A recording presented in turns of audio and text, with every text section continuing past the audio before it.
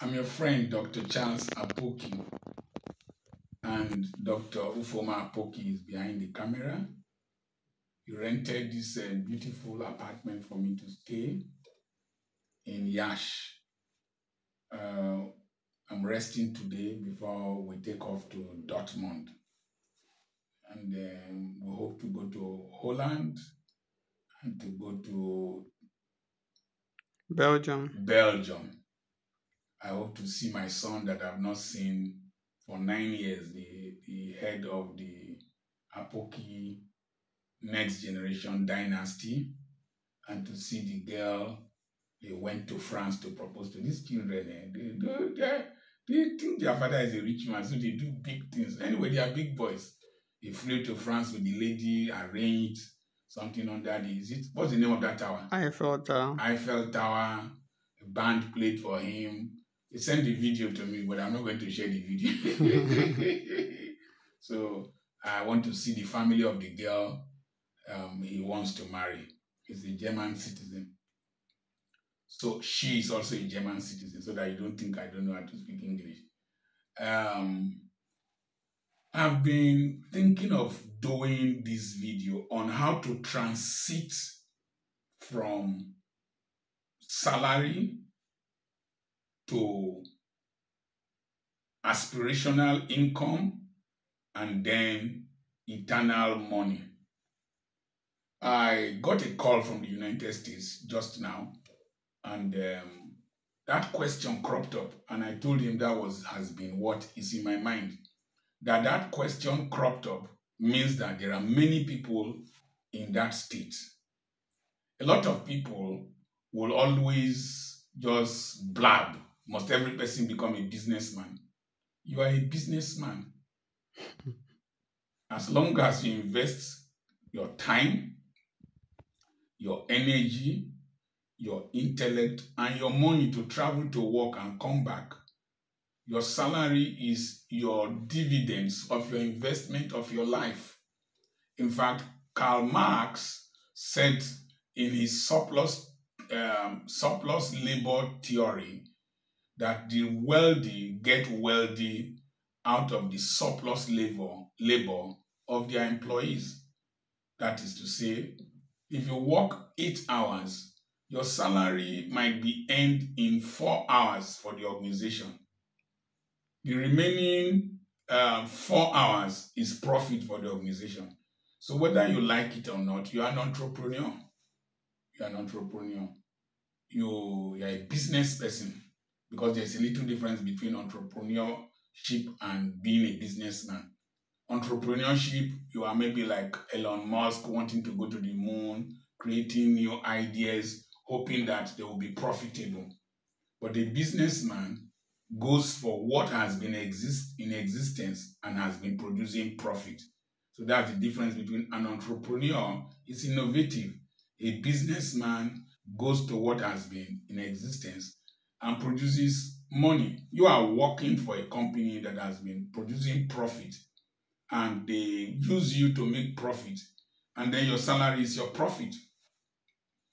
We were eating somewhere yesterday night, and I saw a man cleaning a table, and I asked myself, how long will he clean tables?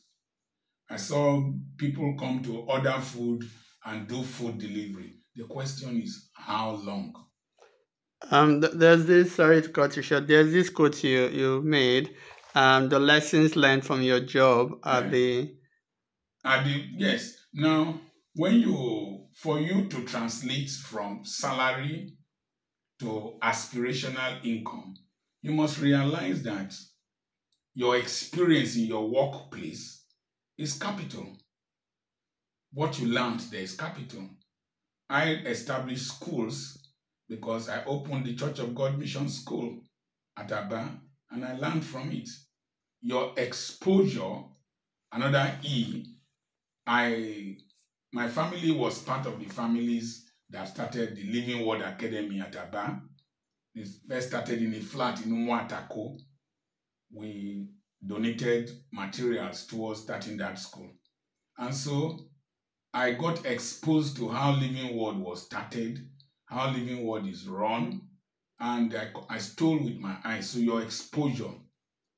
Then number three, your enthusiasm. The enthusiasm you develop towards a certain part of your job. The enthusiasm. Then another A, I've forgotten it.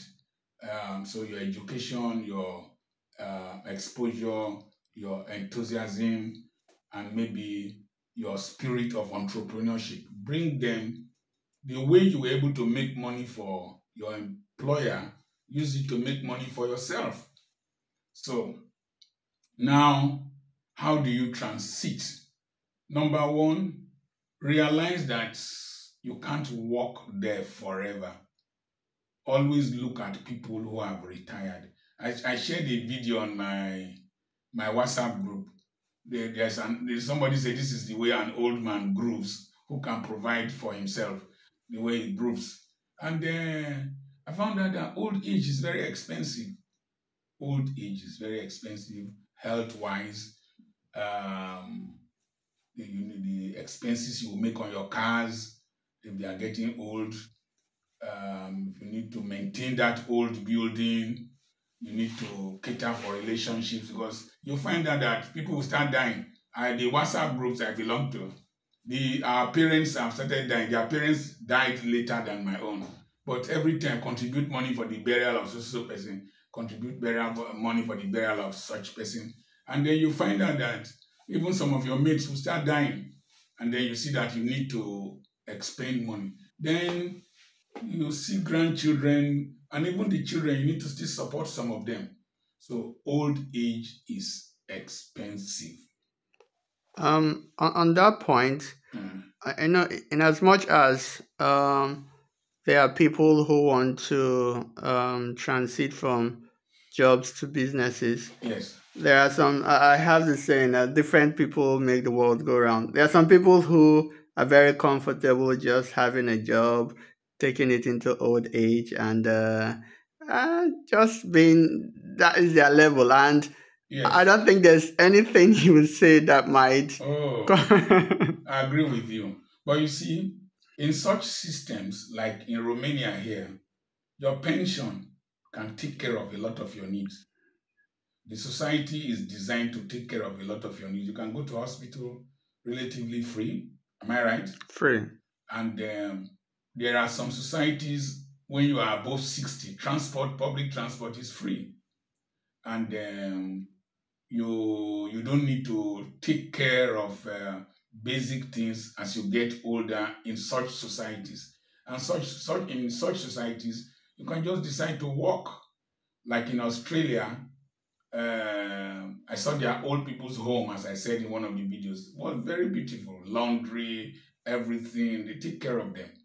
Then, if you don't have food, they give you food stamps. If you don't want to stay in an old people's home, if you don't have clothes, there are places you can go to. They will give you. I bought some things $2 then.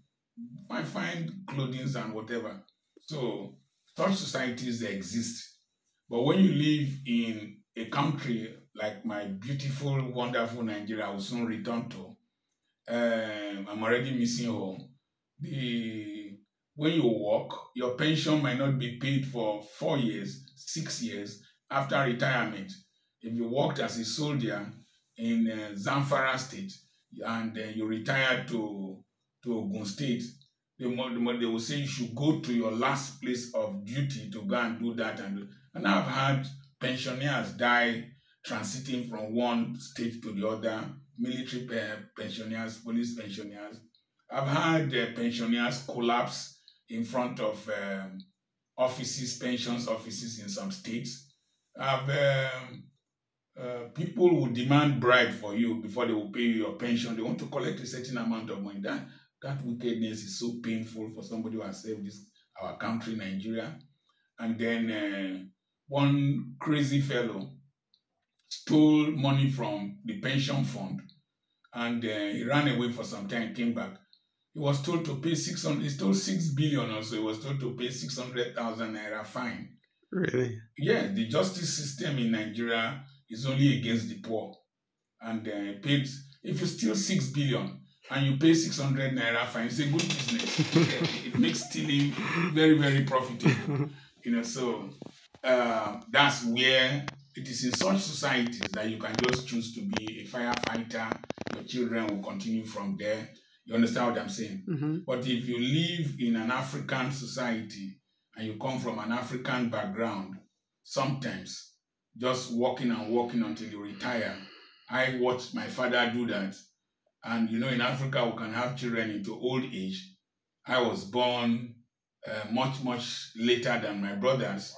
And it was when I was transiting into class two that my father was retired. And I nearly dropped out of school.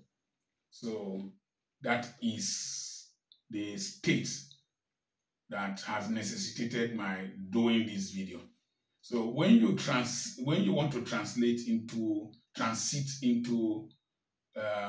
aspirational income, one of the things you need to do is to become very intentional in being frugal. When I was working, I had a 2-year contract. When I decided to work, when I was working there, I decided to be extremely frugal. We were living on my wife's salary, and my salary of 1,500 naira was what we were using to invest, buy the materials we needed to use to run our hospital. I took a loan from New Nigerian Bank, 2,500. And that's the last loan I've ever taken, last. Because sometimes these loans increase in the amount increases like cockroaches in a house. COT, WWT, all kinds of things. And I paid and paid. One day I just got angry, cleared the debt. And since then, I have never borrowed. Since 1987/88, I have never borrowed from a bank. So, be frugal, reduce your expenditure. Little things, cut them down. When you cut them down because you want to achieve something, you'll see that over a period of time it becomes a great income. If you have a leaking tap, put a bucket underneath it. You will be surprised at the amount of water you will collect in a day. So that's how money is. And then disobey Parkinson's law of expenditure that says that the more money you make, the more you tend to spend. Deliberately reduce what you spend when you are earning more. Then use that money to do target savings. Save in such a way that I want to achieve this. Somebody will tell me that there is decrease in the value of money against time. That is very true. If you plot a graph of value of money in the vertical, time in the horizontal, it's like the demand curve. And so what you do is that when you make such money, buy the non-perishable things that you can use to run that business. The tools, the equipment, even in buying the equipment, go to a reliable customer or dealer, pay an advance, and then eventually pay it off and collect it. That's what we have done in several businesses that we opened up within our system. So, target savings, intentional frugality. Then the next thing is that um, study where you are working. Open your eyes to know what they do. How do they get their funding? Like I was discussing with the guy from the United States. How do they get funding? What registrations that they need? You are already working there. Consult with people working there. Know their skills. Then the next thing, know the precautionary measures they take. Know the documentations you need, and then how have they weathered difficult situations. I was discussing with uh, my friend from the United States. How did the prime mortgage collapse affect your company? How did your company manage to survive? How did the school survive during the COVID lockdown? How are we managing the transport system with the increase in the cost of fuel? Learn that. When you learn those things, keep them, document them, assimilate them, analyze them, then make sure you act on them. And so then your exposure, the things you are exposed to in the course of day-to-day running of your business, in your travel, you can like my exposure here now. I tend to like these small accommodations as hotel business and an Airbnb business. It's because I was exposed to it right from Abuja through Bucharest. Twice I've stayed in Airbnbs in Yacht. So, and I know how to go about it now. So then you develop enthusiasm. How do you develop enthusiasm? Think of a glorious future. What I'm enjoying today, I thought about it years back. Somebody asked me, when did I start sending my children overseas? 12 years plus 4 years, 16 years ago. 65 minus, how many years? 16. Minus 16. That means I was 49 years old when I started sending my children overseas. I had started seeing this. And somebody asked me that, didn't I see beautiful Urobo girls before my son, Dr. Ofuma, married a European? I started seeing the future, that there's going to be a race midway, and I was discussing with Dr. Marcos Ekure. If you go to Germany, you will see half-caste people of mixed races, brownish. I was in Barcelona. I met the Turkish Nigerian girl, a doctor married to a Nigerian. We are going to have a lot of children in Africa and in Europe that are brownish, like Kamala Harris, Barack Obama. They are going to increase in number. So that race is coming. African Chinese, African Japanese, Japanese African, like that. And I saw that long time ago. And I realized that the rich, very rich in Nigeria, a lot of their children were living overseas.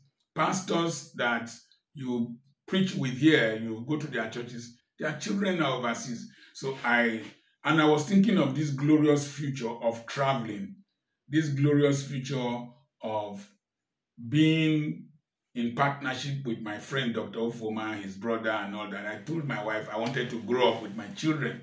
That's why I married early. And on my 40th birthday, I went to see somebody in a hotel, Terminus Hotel. And I told my wife that I would stay in hotels throughout Nigeria. I like hotel accommodation. I don't know why. I just like hotels, the artwork, the whatever.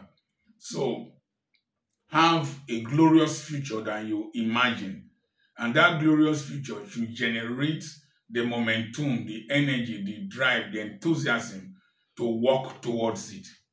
And then for me, I had always wanted to walk at my pace.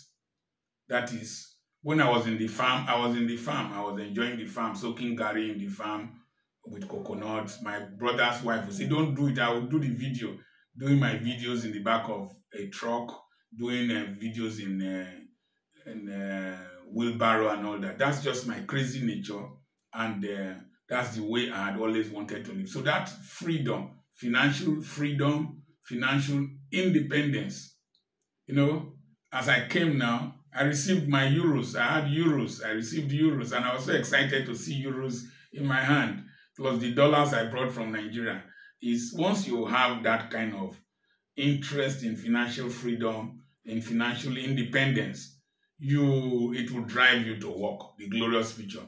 So then create that enthusiasm, then form a network. You will definitely need to form a network with those who are in the business area you want to go into. Expose yourself to them, interact with them. Then once you save, now it depends on where you are. In Africa, in the Niger Delta of Nigeria, join a cooperative. Intentionally put that your money in cooperative. We belong to several cooperatives. My in-law, my daughter, my wife runs a cooperative. My granddaughter is in a cooperative. Ufoma is in a cooperative. Most of our family members are in cooperative. It is the cooperative. When you save, assuming you save 5 million in a cooperative, you are entitled to a loan of 15 million.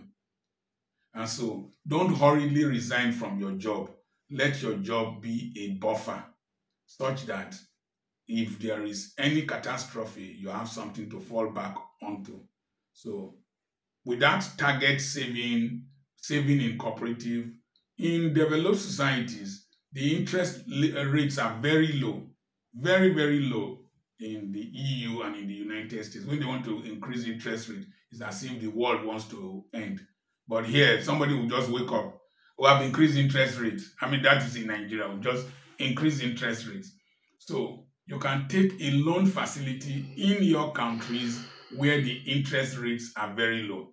Then the other thing is that what have you of sale value? 2 Kings chapter 4, 1 to 7. When I left medical practice and came to the Niger Delta, Ughelli in particular, I had bought land long time ago. There was one I bought 11,000 and I sold it 640,000, 11,000, 640,000. There was another one I bought. Then it was I bought it 130,000. I sold it 675,000.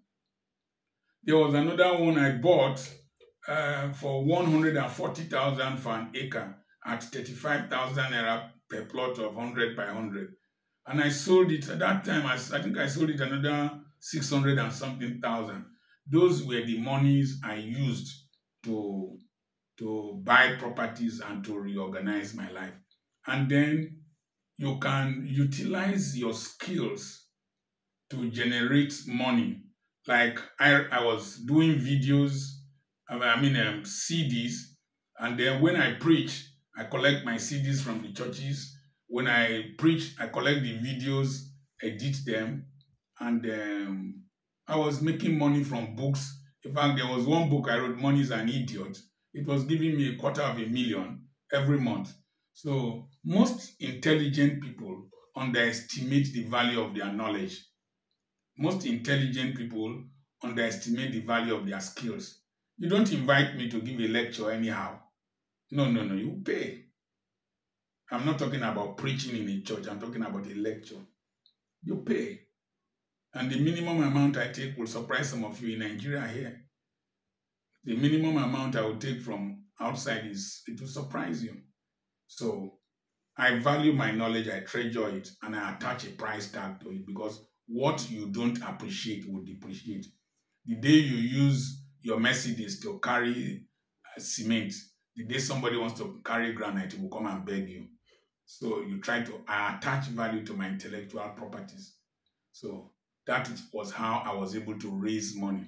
Then from there, you can now start doing businesses that people will consume your services or utilize your services or your product on a daily basis. And once I've always told you 250 times 40 times 20 times 10 is 24 million. 250 times 40 times 20 times 10 times 12 is 24 million. So if you have a product that people can buy at 250 naira times 40 people times 20 days times 12 months in a year times 10 years is 24 million. So increase the number of people by aggressive marketing, power of repetition according to Ado Eriri. Then increase it to 80 people. In 5 years, you have a turnover of 24 million. Then increase the number of things you sell using the principle of cast your bread upon many waters. Increase the things you sell. Let people buy things of 500 naira times 80 people. In 1.25 years, you'll see that you have a turnover of 24 million. So what people buy in small units in regularity and the generality of the populace can use is the application of the base of the pyramid theorem by Professor C.K. Prahalad of blessed memory of Michigan University. That was my research subject when I did a master's in public administration on the sustainability of small and medium enterprises in Nigeria, with special reference to PAP or ACAMO, corn meal production in Okorodafe Street, and I got an A. Don't look at me. I'm not being proud. I'm not arrogant. I'm just stating the obvious. I got an A. You want to make us say I failed? Not be my fault. It's by grace. So then you can now scale up. You can now scale up. We now open school. When we open the school, inside the school, we had micro businesses inside. We have a transport company, we have canteen, we have bookshop, we have printing press, we produce uniforms. Have micro businesses within that your business. And before you know it, you are into real estate. And real estate is much bigger. You can start by the sale, buying and selling land. Then you can branch into a real estate development. Before you know it, you are an entrepreneur. One of the things that you must do is that the whole family must be involved. When we started producing cassettes, we were duplicating cassettes. Ufoma was the engineer. He was the one duplicating cassettes with me. And we were using the bedroom as the studio. We'll close all the windows. Everybody will go to the sitting room. And Ufoma came and pressed we were using a small cassette recorder with double cassette space. Cassettes, not CDs now. And Ufoma came, he just put the cassette, I started screaming. Played for 45 minutes, came back, turned it. When okay, let's test the cassette, it was making, it didn't press record. But I started all over. I couldn't do him anything. I was not the cause of the poverty we were living in. He didn't tell me to answer call. He didn't tell me to sell hospital. It's not his fault. And so we will record, then we'll duplicate, we will package, we're folding books in my house. We bought a scraper, a stapler. When people talk about me in this stage, you don't know what we have put into this as a family. We were stapling, we will staple, we will go and trim. Then, I don't know whether I traveled with him to Owana. We had to stop at Abakaliki yes, I traveled with you to trim books and then carry to Abakaliki to sell. And one lousy fellow is saying here that I came there to raise money. I came with my books, you know. So the whole family was involved. My wife operates the cutting machine. My children were teaching in the school like that. Every person, when I planted cucumber, I harvested cucumber.